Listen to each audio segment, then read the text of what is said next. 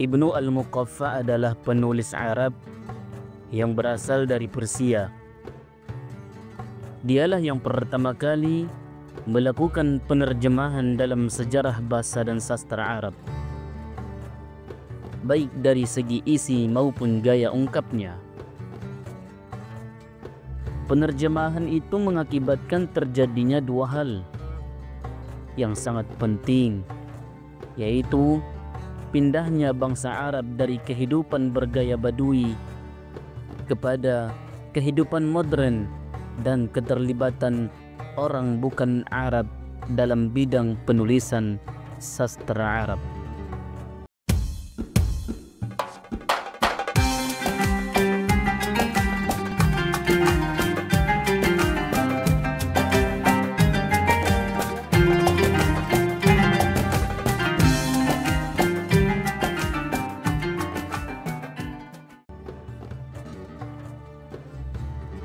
Ibnu al-Muqaffa adalah pakar dalam bidang yang satu ini.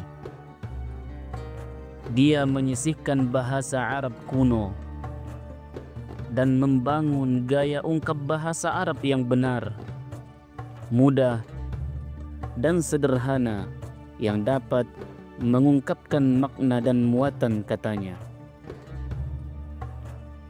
Ibnu al-Muqaffa mengadakan revolusi besar-besaran dalam bahasa Badui kuno berikut kosakata yang sesuai dengan dunia modern. Dia melakukan penyederhanaan, penyusunan gramatika yang jelas, selain menghindari pemakaian kata yang banyak mengandung arti, mengatur struktur pembicaraan, menghilangkan bentuk ungkapan takjub dan permintaan tolong, serta memilih kata yang mudah dipahami dan menghindari setiap yang muskil yang terdapat dalam bahasa orang Badui.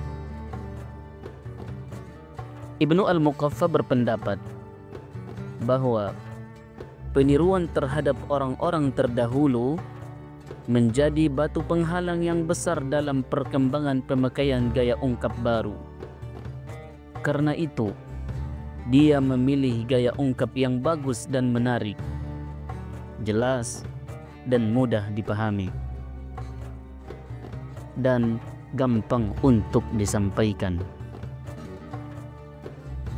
Dia menghindarkan diri dari tabiat kasar dan rumit orang-orang Arab kuno, kemudian menggantinya dengan bahasa yang mudah, teratur, dan jelas. Gaya bahasanya biasa, tetapi mudah dipahami. Dengan cepat, gaya bahasa Ibnu al-Muqaffa diikuti oleh banyak orang dan dipakai dalam dunia sastra oleh para sarjana penulis di dunia Islam. Buku penting yang dia terjemahkan ialah Kalilah dan Daminah, yang mampu memasuki ruang kesadaran bangsa Arab dan mampu mempengaruhi pikiran mereka. Sebuah kemampuan yang tidak dimiliki oleh buku-buku lainnya selain Al-Quran dan buku Alf Layla wa Layla.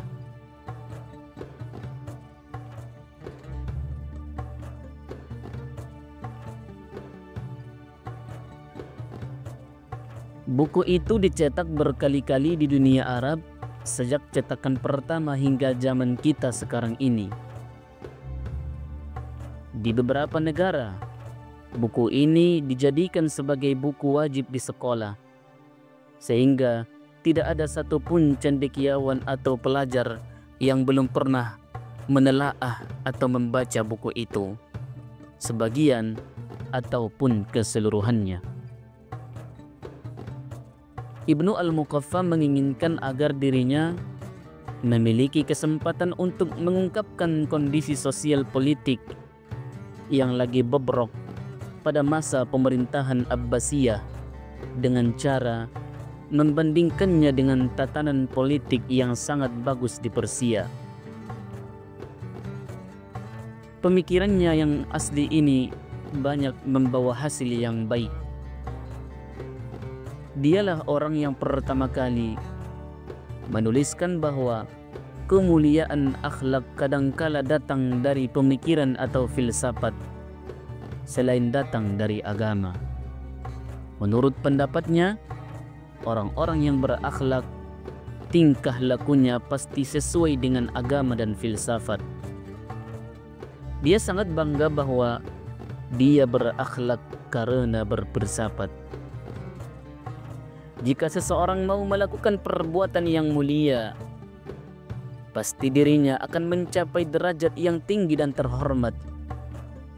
Kalaulah perbuatan mulia itu tidak dianjurkan oleh agama, manusia tetap harus melakukan perbuatan yang mulia. Ibnu Al-Muqaffa dihukum mati pada masa pemerintahan Khalifah Al-Mansur karena dituduh zindiq. Ada juga yang mengatakan bahwa dia dihukum mati akibat suratnya yang dikirim kepada khalifah yang dikenal dengan nama Risalah As-Sahabah. Surat itu mengkritik tatanan hukum yang berlaku saat itu. Selain menunjukkan jalan keluar untuk memperbaiki tatanan yang ambruk itu, dia dijatuhi hukuman mati ketika berusia 36 tahun.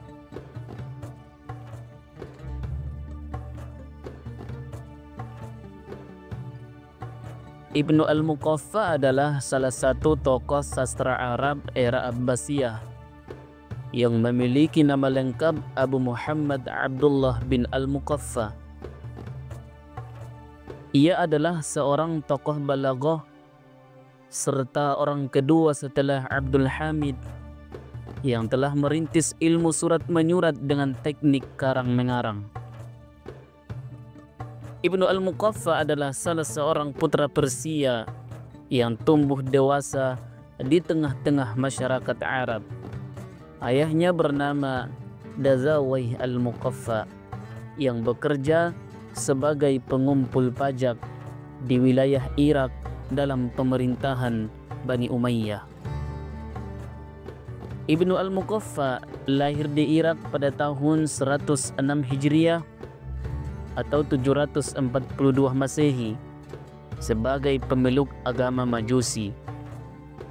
Ibnu Al-Muqaffa kecil tumbuh besar di Basrah, tempat berkumpulnya bangsawan-bangsawan Arab, ahli-ahli fikih, periwayat-periwayat hadis, serta ahli-ahli bahasa, petualang-petualang darat, dan petualang-petualang laut. Di situ terletak Al-Mirbad, tempat pertemuan para ahli balaghah, ahli pidato dan syair. Dan sebelum masuk Islam, namanya ialah Rozabah dan sering dipanggil dengan sebutan Abu Amru. Di samping kecerdasan, pendidikan dari ayahnya, dan usaha ayahnya mengajarkan bahasa Persia, teknik menulis, kesemuanya itu memiliki pengaruh besar dalam pendidikannya dan persiapannya untuk menjadi seorang penulis Arab terbesar, menjadi sarjana dan pujangga Arab, serta penerjemah ke dalam bahasa Arab.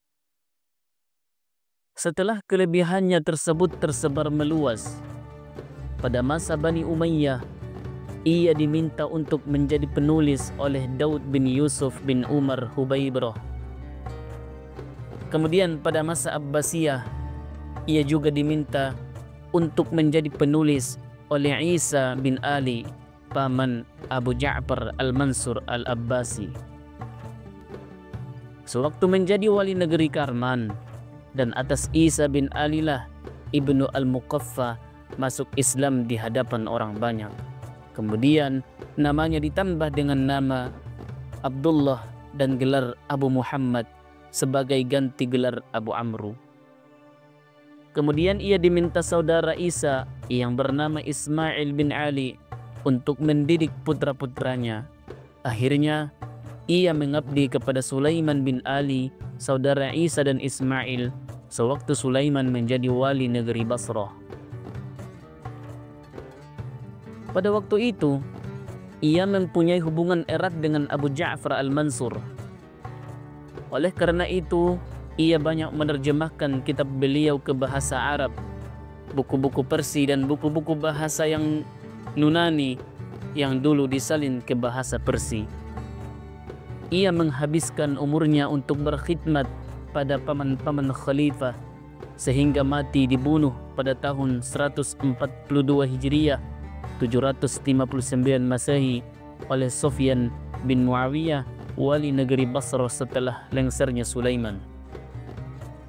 Ia harus dieksekusi mati karena tuduhan sebagai golongan zindik serta memperdaya Islam dengan terjemahan buku-buku zindik ke dalam bahasa Arab. Ilmu Al-Muqaffa sebagai sastrawan cerdas dan sangat jarang ditemukan pembanding mengenai kecerdasannya dalam menghimpun ilmu-ilmu bahasa, hikmah, dan syarah Persia. Ia memiliki kepribadian yang halus, selalu menepati janji, dan jarang sekali bergaul kecuali bersama orang-orang yang sesuai dengan bidangnya. Ia berkhidmat dalam bidang balaghah, sehingga dalam setiap ucapannya memiliki ketertarikan sendiri bagi para pendengar, mengandung makna yang mulia dan menjelaskan suatu makna, dan susunan kata-katanya rapi sehingga mudah dipahami. Balaghahnya tidak diberi predikat lebih bagus daripada predikat yang dia berikan sendiri. Sesuai dengan ucapannya, al-balaghatu hiya allati idza sam'uha al-jahil dhanna annahu yahsunu mislaha. Balaghah itu ialah apabila didengar oleh orang bodoh, maka ia mengira dia balaghahnya seperti dia. Ibnu Al-Muqaffa berpendapat bahwa sikap ikut-ikutan kepada perkataan yang asing dalam mencapai tujuan balaghah merupakan golongan yang paling besar. Ia menasehatkan kepada para penulis agar memilih kata-kata yang mudah untuk dipahami. Cara Ibnu Al-Muqaffa dan Abdul Hamid untuk mendapatkan kemudahan dan kebenaran ucapan yang disertai dengan perhatian terhadap keindahan makna telah meluas kepada penulis-penulis pada zamannya dan setelahnya. Hanya saja tulisan Ibnu Al-Muqaffa dalam kitab Al-Adab As-Saghir dan Adabul Kabir dan lain-lain susunannya sulit dipahami karena mengarah pada tujuan filsafat. Kebanyakan susunan dalam buku tersebut menggunakan analogi logika dan akal fikiran filsafat yang dalam dan jarang bisa dipahami artinya. Abdul Hamid memiliki keistimewaan dan kelebihan sendiri yang tidak dimiliki oleh Ibnu Al-Muqaffa, yaitu memimpin penulisan pada kantor-kantor khalifah, sedangkan Ibnu Al-Muqaffa memiliki kelebihan dengan ilmunya dan terjemahan terhadap buku-buku filsafat dan adab. Ibnu Al-Muqaffa telah berhasil menerjemahkan banyak buku dari bahasa Persia ke dalam bahasa Arab. Di antaranya yang termasyhur ialah buku Kalilah wa Damimmah.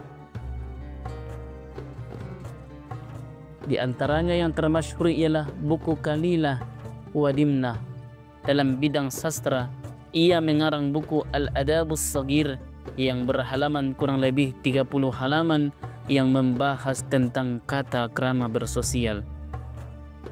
Ia juga menuliskan buku Al-Adab Al-Kabir yang disebut juga dengan nama Durratul Yatimah dan Risalah fil Akhlaq. Buku-buku tersebut masih tersimpan dalam lipatan tempat yang tersembunyi. Hanya saja buku Al-Adabul Kabir dicetak dengan judul namanya yang salah, kemudian dicetak di Mesir dengan judul yang sebenarnya.